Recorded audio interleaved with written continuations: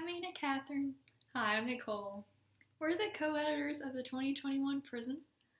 Instead of having a live in-person reading this semester, we asked our contributors to send in videos of them talking about their work and or reading from it.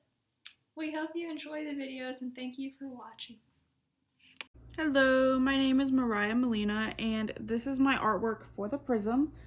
And this actually became the cover of it. I was so shocked and excited when they told me that they were going to be using my artwork for the cover of the magazine. But anyways, this is it. This was loosely inspired from the artist Tyler the Creator's album Flower Boy cover.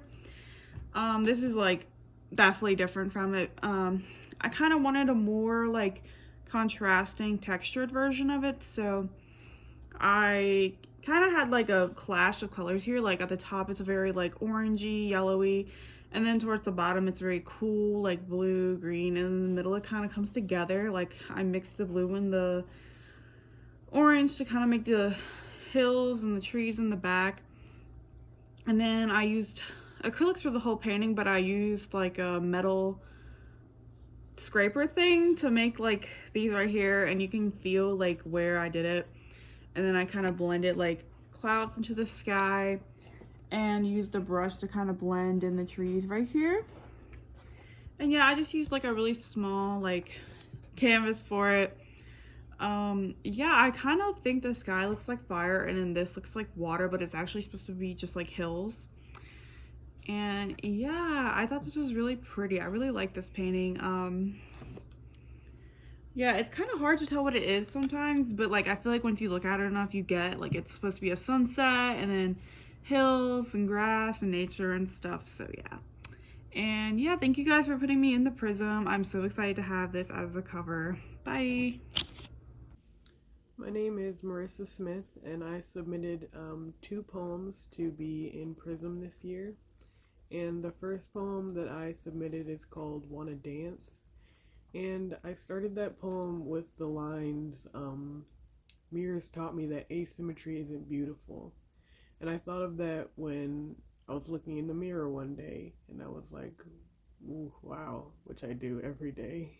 When I thought of that line, and I immediately wrote it down, and it got me thinking, what is beautiful that is asymmetric? And I immediately thought of the stars, because I don't know, I draw a lot of inspiration from outer space and the night sky in general. So I decided to write this poem about space and make it about dancing, because for some reason I view the stars as dynamic, as something moving, even though they might be stagnant or not. I view the stars as, I don't know, just fluid. So I decided to make them into this dance in the poem, just like the poem states. And I also have a deep love for the moon, which is why I included the moon in this poem. And I made the moon seem tethered to Earth, because it is. And I made it seem kind of sad in the end that the moon has to stay with the Earth when the stars are all out there in space. And so I'll read that poem for you guys. Wanna Dance. The stars ignite beneath my feet as I saunter towards the moon. They don't mind being my stepping stones, though I've never stopped to sniff the stardust long enough to ask. Mirrors taught me that asymmetry isn't beautiful, but the stars prove me wrong with every out-of-sync line dance disguised as a lopsided constellation. The rhythm they shuffle to is so sporadic, it's a wonder I managed to step in time, as a misplaced foot guarantees I trip, knocking the moon out of orbit. Maybe tying my shoelaces together will be selfless. After all, why should the moon be married to Earth when the stars invite her to dance? And so that's Wanna Dance.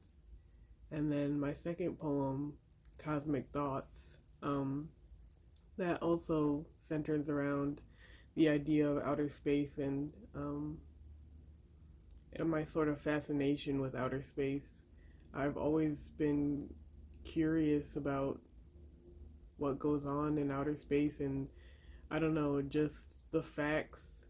I wanted to turn facts into a poem, and that's what this is. So each stanza um, is telling you a fact about outer space, basically, but is doing it in a poetic manner. So the first fact is that shooting stars aren't actually stars, they're comets. The second fact is that the moon creates tides. The third fact is that Pluto is no longer a planet, which is sad to me. I always liked Pluto. Um, the fourth one is that it takes 8 minutes for the sun's rays to reach the Earth, which I thought was interesting when I first heard that in like fourth grade or something.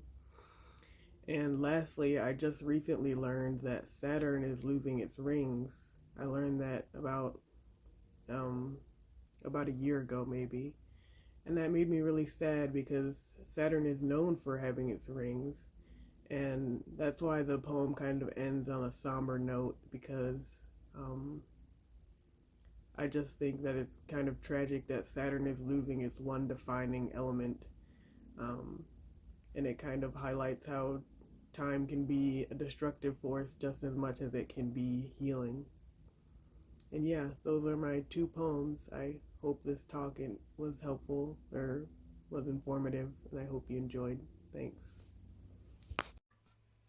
Hi, my name is Anna Catherine King, and my two works in the Prism include the prose piece With You and the creative nonfiction essay on turning 17. I'm going to read With You in a minute, but I wanted to talk about On Turning 17. This was an essay I wrote in Dr. Long's creative nonfiction class back in 2019, I believe, and I just edited a few things for it for the Prism, and it was about my 17th birthday when my daddy was sick and just the kind of the impact that my grandpa left on my life. So that one was a very special essay to me, and now I'm going to read With You. Most days I'm packed, ready to go, hope in hand, peace my destination. A one-way ticket stamped with bittersweet tears and farewells. The ebb and flow makes it easy. I hold on loosely like a child, knowing any second pop goes the red balloon. The atmosphere's weight too much to bear. Most days it's easier to imagine a better place without bombings, burying children, ravaging illnesses, words like bee stings, permanent tattoos, ruminant dirt under fingernails. It's easy to imagine holy text unfolding before my eyes, beholding my beholder. The weight of being alive lifted from my weary shoulders. I tell myself I can leave this place satisfied, having seen, felt, done it all. But a pan plops in the bubbly water. Splash, a crescendo of laughter. You're wearing a King of the Grill apron now, drenched in lavender dish soap. We're hysterical, you and me, two clowns in our tiny apartment, as if this is man's first comic relief. Our bellies ache as you pull me to you in our lemon decor kitchen. As I listen to the distant sound of Cash on the radio and the closer sound of your happy inflections, I take out a single sock from my packed bag, promising I'll put it back tomorrow. Another sunrise pours in, illuminating your calloused hands, shoulder freckles, ever-changing eyes like stained glass windows. You pour me a cup of cold apple cider, you know I hate it warm. Drench my blueberry waffles in honey syrup, stroll in moose flannel pajamas. We turn on our favorite episode of Winnie the Pooh, your heat radiating arms around my waist, our breathing synchronized. I take out another sock from my packed bag, promising I'll put it back the next day. It's only one pair, I tell myself. The days, years roll on. Slow dancing under Christmas lights, eating pumpkin pie every 1st of October, feeling kicks in my belly, picking peaches in Western Virginia, driving on back roads with your hand in mine. The pairs of socks grow into a mountain of indecision, an obstacle preventing my surrender. You're 39 today. You doze as I place my head on your chest, listening to the pitter-patter of rain, your heartbeat, our ceiling fan. My secret prayers to God teach me how to say goodbye. Then my solitude replies, it is well. I imagine I'm in a single field of sunflowers without you. It is well. The sun will rise for you whether I am here or not. It is well. I get flashbacks of my childhood when I knew how to exist without you. It is well. Most days repacking is easy. You say senseless words, I put a sock back in. Our baby girl is suffering from Crohn's disease. Another sweater is thrown in. Some days the insurmountable mountain of indecision crumbles back to nothing. My suitcase is fully packed. My departure gets closer. freedom, ecstasy, and reach like a low-hanging apple on a bountiful tree. Then the sudden plop of a pan, a mid-afternoon kiss on my forehead, your sleepy time drawl, the giggle of our Maybella, sends me unpacking, pulling my upward-bound balloon down, longing for the innocence of youth, to be 19 again eating cookie dough with you. I try to fix my eyes on heaven once more, pretending you're not my selfish idea of it. Secret tears trickle down my cheeks as I throw myself on my solid rock. Midnight Q&A sessions with God while your chest rises and falls. How can I say goodbye to this? How can I ever say goodbye? Thank you. Hi, my name is Grace Kavanaugh. I wrote Beaches in Maryland and Small Towns in Maine. They're based off of some spooky experiences that I've had in both states, and I just wanted to read them for you. Night walks mean the sand, the sea, and you. Once the lifeguards are gone, the fishermen set up their rods, and the sun drowns beyond the ocean, the beach is deserted. Especially on a night like this, where lightning strikes the ocean in front of you and the bay behind you, you're alone. The wind picks up the sand that stings your legs. You're not supposed to be here, and these little particles are doing their best to push you onwards. You know there's traffic on the other side of the dunes, but it doesn't reach you here.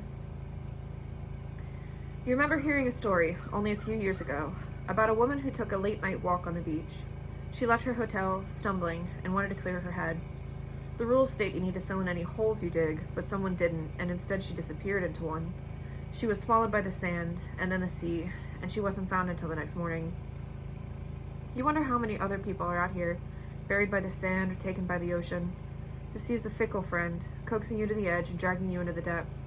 This late, no one would hear your screams over the wind, the waves, and the incoming thunder.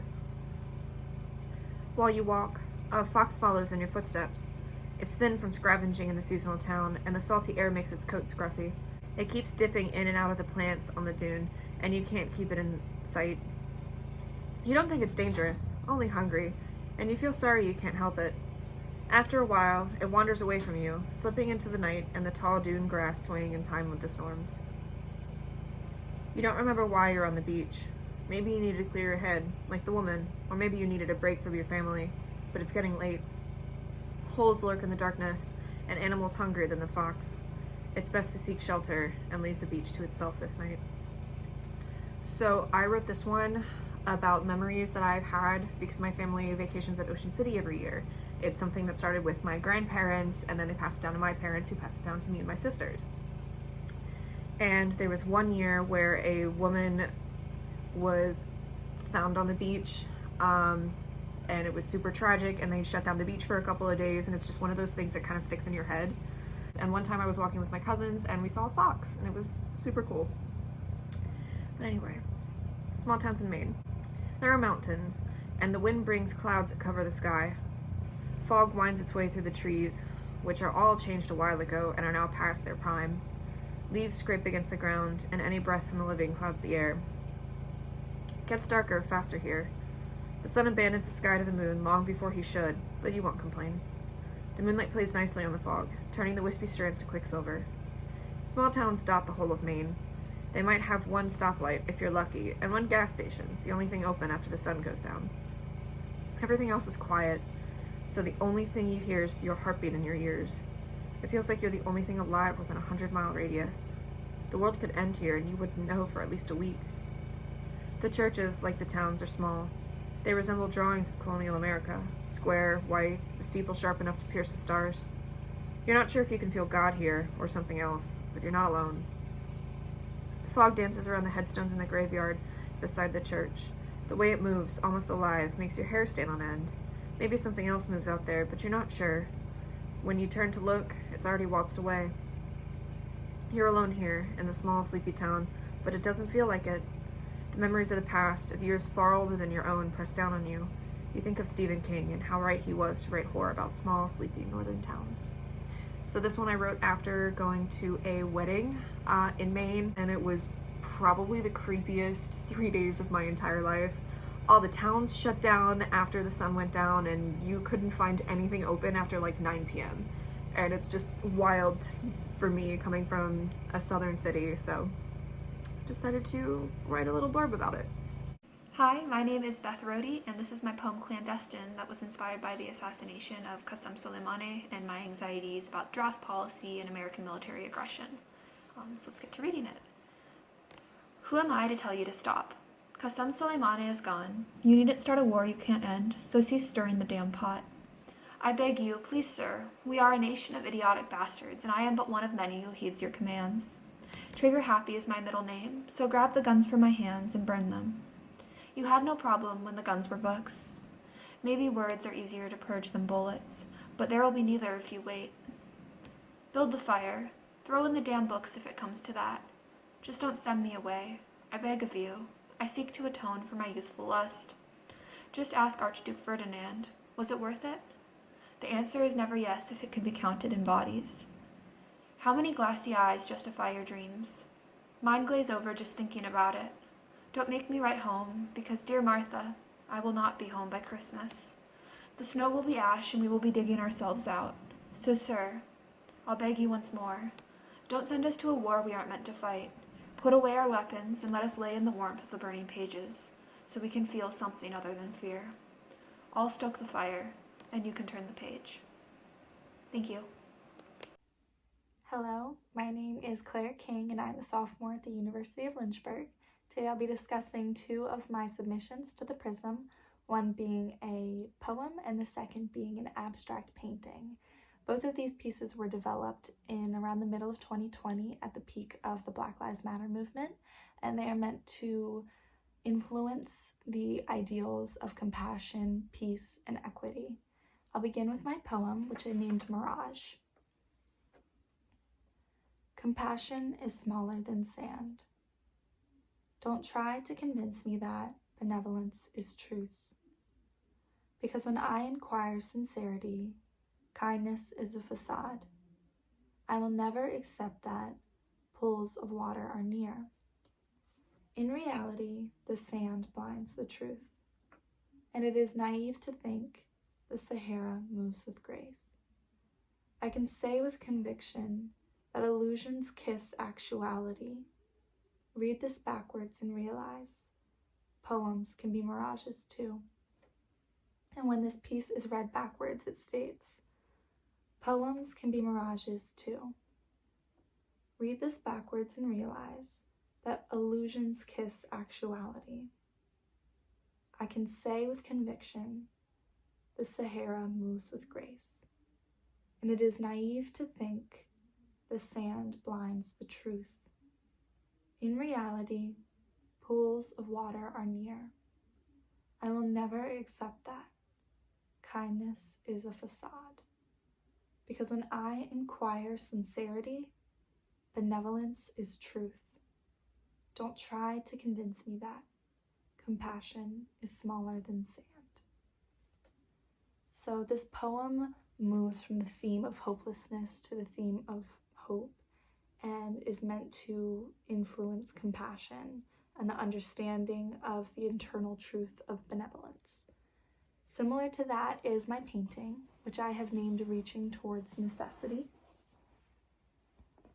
You have the black hands and the white hands reaching towards one another, and they're both in separate blocks of color, and of course are separate colors as well, which is meant to symbolize the differences that all humans have. And then I have included gray lines surrounding all hands and within the meshing of both blocks of color to symbolize the equity that all humans deserve. Both of these pieces are meant to showcase kindness, compassion, and equity, and I appreciate the Prism for giving me the opportunity to showcase that.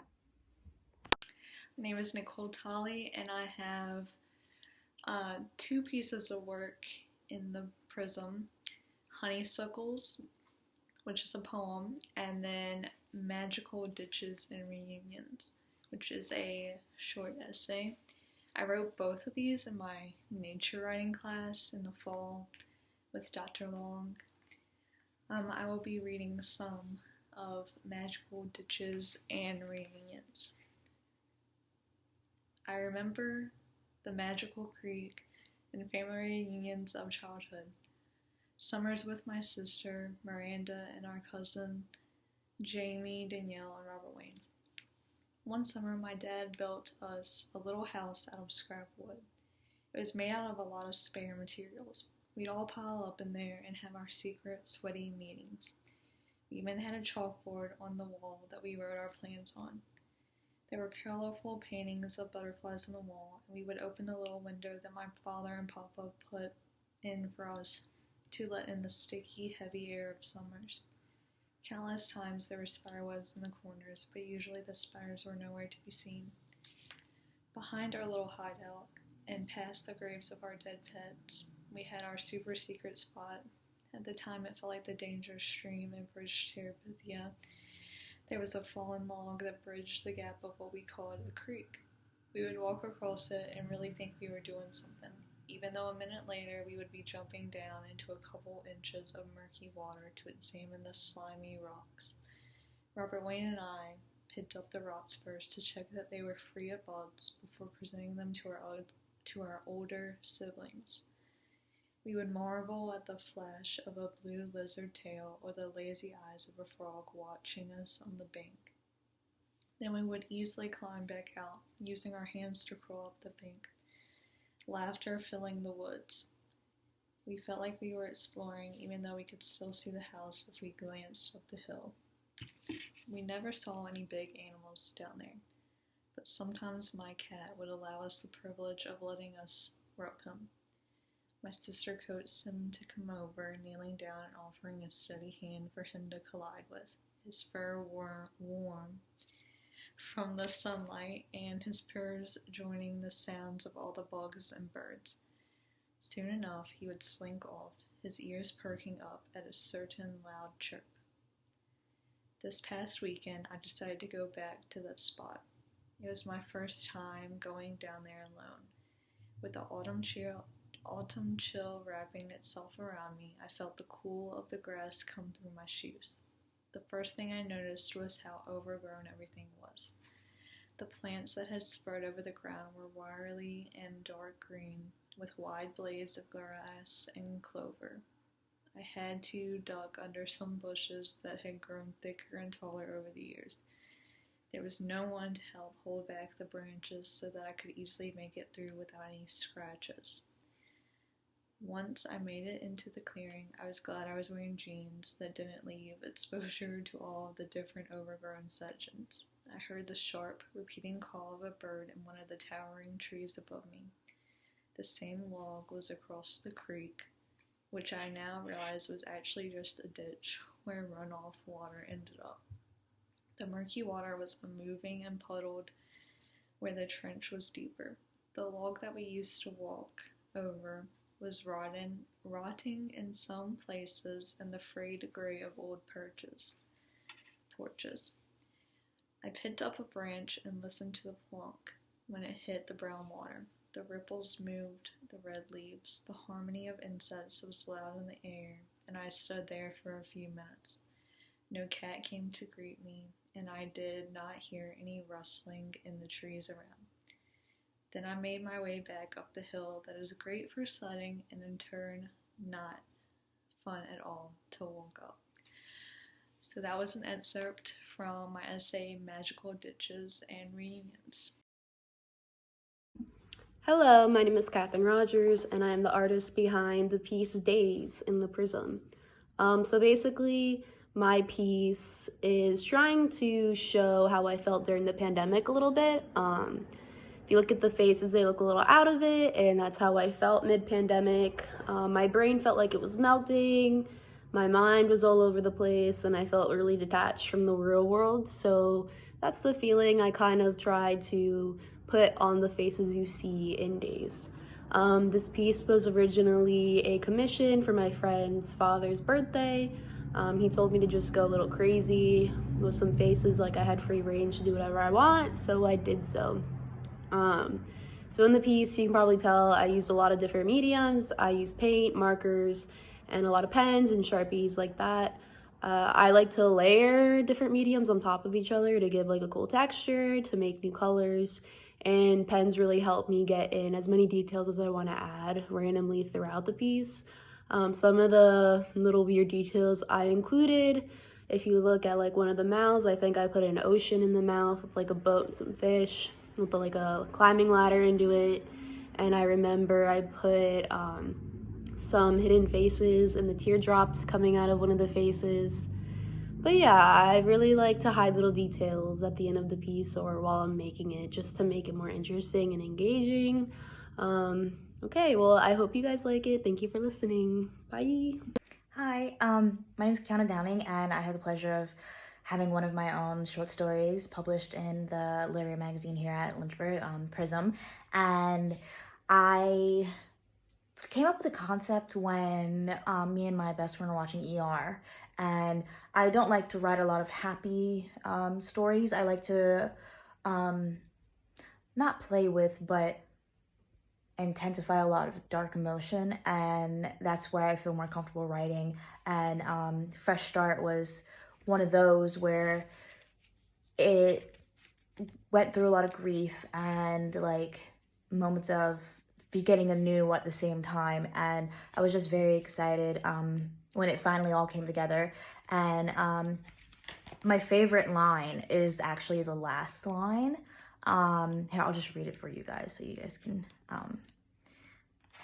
know what it is. But my last line was my favorite because I loved the way it all came together, because I was brainstorming on that last line for such a long time. And I used to write all the time when I was in high school. This is actually my third publication, and I was just very excited to write more and get back into writing, and this really helped me do it, especially that I got published and everything. But the last line is, I always wondered what it'd be like to be in the same room again, but this is not what I wanted. And I think about like all the like what ifs that come from that one line of, what if, this didn't happen? What if this happened instead? And maybe there'll be a whole different story. But I hope you guys enjoy my story, and I hope you guys enjoy the rest of the book and all the other stories and poems and artwork that are in the book as well, because it's really, really good. A lot of our peers did amazing, and I just wanted to say thank you for taking the time to read it and enjoy our writing. Okay, thank you. Bye. Peace Lily with condolences for John. When my grandpa died, he didn't leave much. I got his TV, the one that he'd watch DVDs on all night, and a shoebox of cards I colored for him as a kid. Not many people showed up at the funeral, maybe 10, and half of them came for me. At the front of the room, his urn sat small and round on a table, and beside it, a peace lily perched small and green, sent with condolences from his sister. An old man in a can and a leafy green plant in a pot. It was quite the sight. You should keep it, my grandma said afterwards, handing me the plant. Her hands knotted and dry, nails clipped clean, the same hands that had held his and their children and my own. I'd held my grandpa's hand a month earlier for the final time, not knowing it'd be the final time. And then after the cremating and crying, all that was left was a plant. I took it home, repotted it, and stuck it in a window. Soon after, I moved across the country, and there it sat in the backseat of my Saturn, small and stretching for the sun. And there it sat in a new window in a new house. There it reached up for the first time with a white hood like a tear and yellow flower tucked safely inside. There it reached its own hand up for me as a final wave, or perhaps a gentle reminder of forgiveness and acceptance. Thank you. Hey, we're doing this in one take because I feel like it, and also because I'm running late and I need to get furniture for my apartment. Anyway, hey, I'm Ethan Fredericks. I wrote Let's Talk About Prague. Not the, country, more like the genre. Where even is Prague? I'm gonna Google that real quick. No, Prague's a city. It's the capital of the Czech Republic. Anyway, it's not important. Yeah, I wrote Let's Talk About Prague, like a year ago, because I actually wrote a different story for the Prism originally, but as you can tell by the last two stories I wrote for the Prism, they get increasingly more depressing. And then the last one, the guy from the Prism came and they're like, "Hey, Ethan, you can't put that in there. Please, something else." And then me procrastinating the way I do, I was like, ugh. So I just, sent in something I wrote beforehand, and here it is. Yeah, it's a story about music and my dad. Yeah, I listened to a really good album, and I was like, you know what? I want to just write what I feel about it. And so I did. And when I was thinking, what do I call this thing? I was just like, well, let's, call it like I was talking to one of you. I would just say, let's talk about prog, which is progressive metal or progressive rock, by the way. I probably should have started with that. And it's just my story with actually, I'm not gonna say it's my story. That's a little selfish. It's my dad and I's story about music, growing up, and just generally how I conduct interpersonal relationships and how music ties into that. It's a very personal piece. Yeah, it's very different from what I did previously, and I'm happy to have it. I'm happy they accepted it, that's for sure, because I was afraid they weren't for a second, but then I got the email and I was like, yeah, 3 times in a row, so yeah, it's good. I enjoyed it. I enjoyed writing, and I hope you enjoy it. Yeah, that's all I gotta say about that. Let's hope this video sees the light of day, because I spliced music into it, and they didn't tell me I could do that, but I did it anyway. So yeah, take care of yourselves, and tell the next person recording the next video that I said hi. I won't be able to hear you, but worth a try, right? I lied! The next person's me. I need to stop scratching my face to have it. Yeah, I decided, you know what? I got like 2 more minutes of footage. Let's do an excerpt, because I like those. Here's my favorite part of the piece, because it makes me laugh. So I'm going to try not to laugh when I read this. It's 2007, and Dream Theater's in their 9th album now. This one's called Systematic Chaos. While it isn't a concept album, each of the tracks tells a short story, each one vastly different from the last. One's about a vampire, another about a man's experience with alcoholism, and it's a much heavier album overall compared to Scenes from Memory, with the genre shifting slightly from prog rock to prog metal proper. In all honesty, I wasn't a big fan of this album. It's good, and I'll listen to it, but I think their 6th album, 6 Degrees of Inner Turbulence, did everything this album was attempting to do, but better. Regardless, there's a reason I bring this album up and not 6 Degrees. See, this time around, my dad buys it the first chance he gets. And once again, he plays it in the car. When you're a kid, you listen to whatever's thrown at you. You don't reach for the car stereo with an album in your hand. You just ride the wave and jam with whatever's playing at the time. For some people, it was country or jazz. For me, it was metal. I listened to so much metal, the youth pastors at my church thought my brain would liquefy and pour out from my ears. Brackish sludge pulling around my feet, staining the nice church carpets. Suppose they had some reason to worry. After all, the only reason they knew was because I wouldn't stop talking about it. Worse yet, I couldn't really explain what I was saying. I just knew that I had to tell everyone, and I mean everyone. We had a school project. We were supposed to make a newspaper describing ourselves and our interests and title it the insert name here, Times. So naturally, I filled the blank with dark, and the little section where you put your name, I scribbled down the Dark Master of Sin. Lovely, isn't it? The funniest part about that was that I didn't look like the kid to pull this kind of thing. They made us attach photos to this project as well, and I decided to pick out something I thought fit perfect. Somewhere in my mom's closet, there's a box full of her old son's papers, and there's a little fake newspaper. On the front of it, there's a photo of me in a brown and tan striped polo, grinning ear to ear, completely oblivious to the black and red text below him.